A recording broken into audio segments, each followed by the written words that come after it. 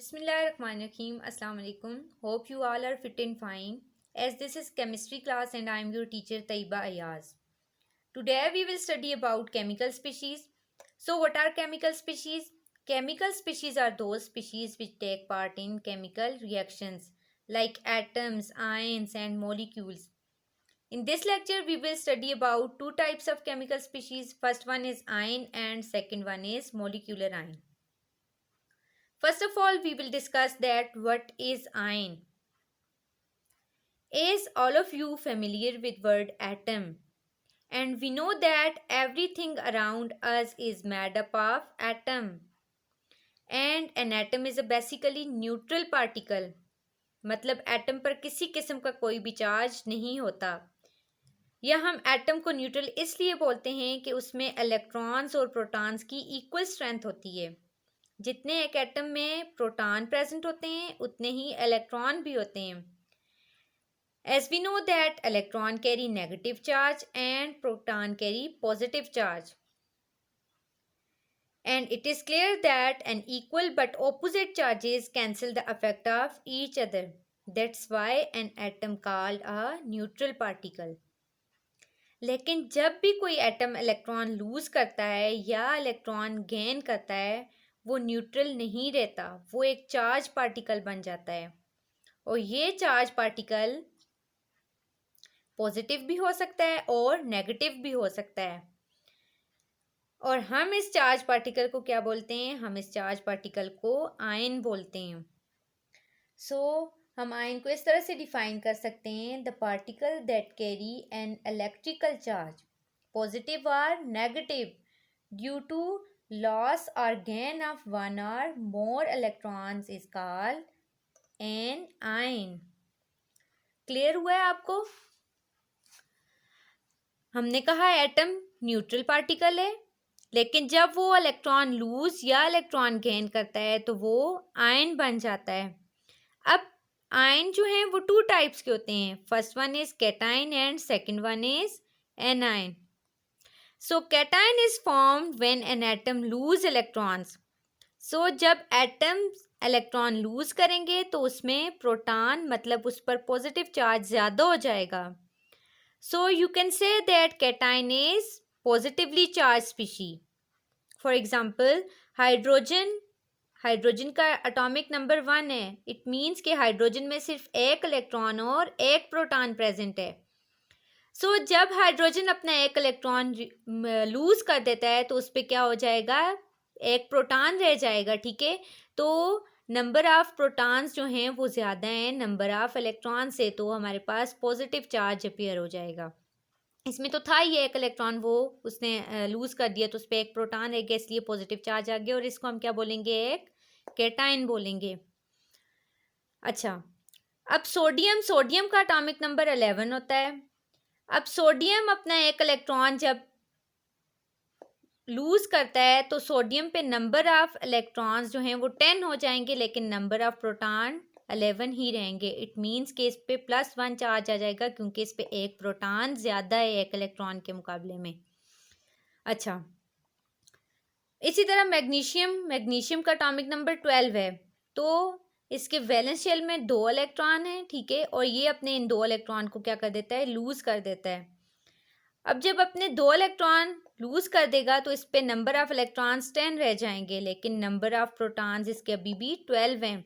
तो इस पे +2 चार्ज आ जाएगा क्योंकि इस पे 2 प्रोटॉन जो हैं वो इलेक्ट्रॉन्स के मुकाबले में ज़्यादा हैं. ये कैटायन के बारे में था. ठीक है, कि कैटायन की फॉर्मेशन कैसे होती है? जैसे ही वो इलेक्ट्रॉन लूज करते हैं तो उन पे नंबर ऑफ प्रोटॉन्स जो हैं वो ज़्यादा हो जाते हैं, तो हम कहते हैं ये हमारे पास कैटायनिक स्पीशी बन गया है. ठीक है, अब एनायन को देखते हैं. anion is formed when an atom gain electrons. जब एटम इलेक्ट्रॉन्स गेन करेंगे तो उस पर नेगेटिव चार्ज पॉजिटिव चार्ज से ज़्यादा हो जाएगा. In other words number of electrons number of proton से ज़्यादा हो जाएंगे.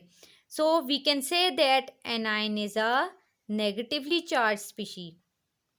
ठीक है, फॉर एग्जाम्पल फ्लोरीन जब एक इलेक्ट्रॉन गेन करेगा तो उस पर -1 चार्ज आ जाएगा. -1 क्यों? क्योंकि उसका एक इलेक्ट्रॉन जो है वो प्रोटॉन से ज़्यादा हो गया है.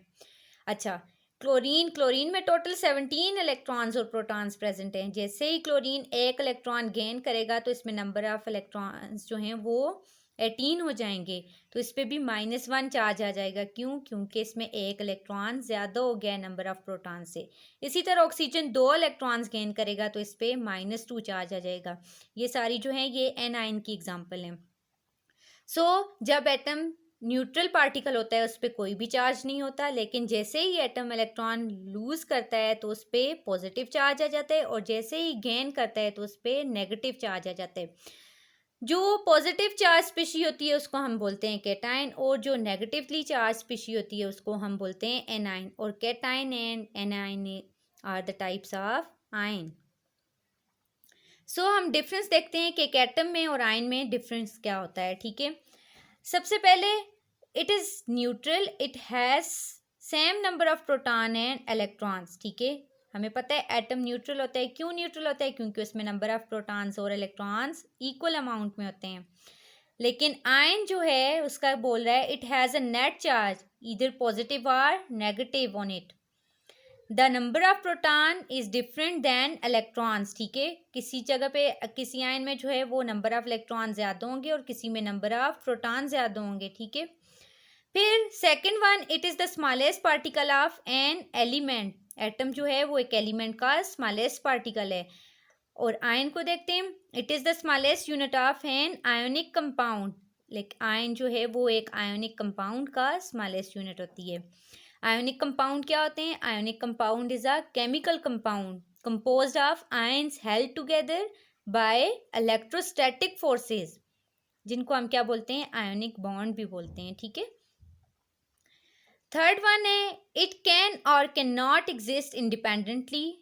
एटम जो है वो इंडिपेंडेंटली भी एग्जिस्ट कर सकता है। ठीक है, जैसे कि सोडियम, पोटाशियम, आयरन एक्सेट्रा। ठीक है, लेकिन आयन का बोल रहा है कि आयन इंडिपेंडेंटली एग्जिस्ट नहीं कर सकता। ठीक है, जैसे सोडियम का आयन हो गया, पोटाशियम का आयन हो गया, ये इंडिपेंडेंटली एग्जिस्ट नहीं कर सकते। क्यों? क्योंकि ये हाईली रिएक्टिव होते हैं। This is all about ion. अब हम अपना सेकंड देखते हैं, मॉलिक्यूलर आयन। ठीक है,